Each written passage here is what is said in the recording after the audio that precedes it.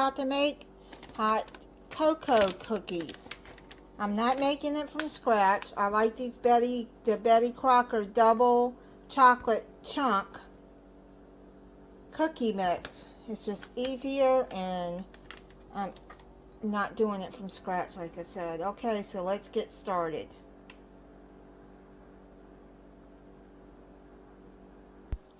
Okay, so we're going to take 1 stick of softened butter, 1 tablespoon water, and 1 egg.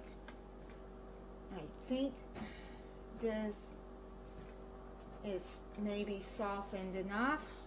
Okay, so I put a stick of butter in there,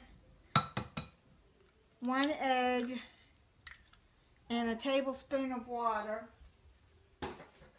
Stir this. So until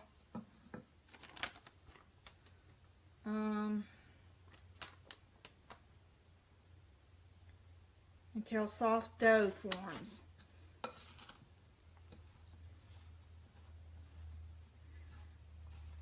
Okay, so what I'm going to do is I'm going to go on and get this stirred up with the spoon. And we'll be back when I get it all mixed together.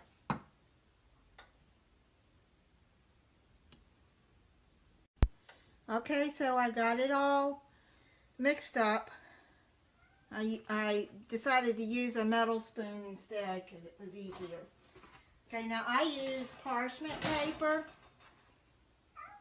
We take these and we put them 2 inches apart by the spoonfuls. You use a teaspoon, which I'm just going to use this little spoon, this spoon here. And let me get a knife.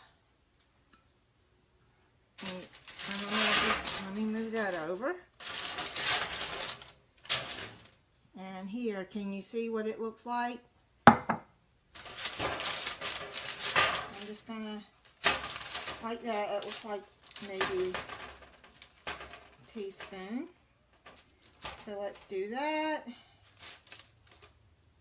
And I'm going to put them on the cookie sheet, and I'll show you when I finish filling that up. Okay, so I got them on the cookie sheet. I'm going to put them in the oven for, I'm going to check them in 8 minutes and see if they're done.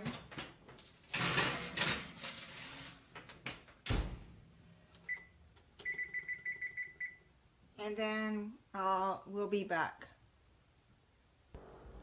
So they're done. Let them cool for 2 minutes, and then we'll put the marshmallows on.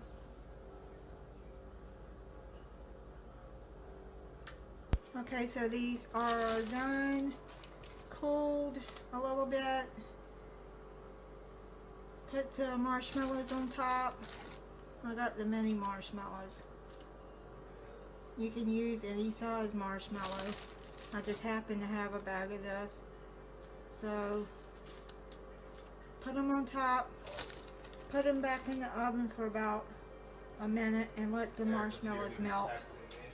Okay, so I'm going to put this in the oven for about maybe a minute, and we'll let the marshmallows melt. So I put it on for actually 2 minutes for them to melt, and they'll sit on there for a little bit. Okay, so the cookies are done, and that's how I make the easy version of hot cocoa cookies.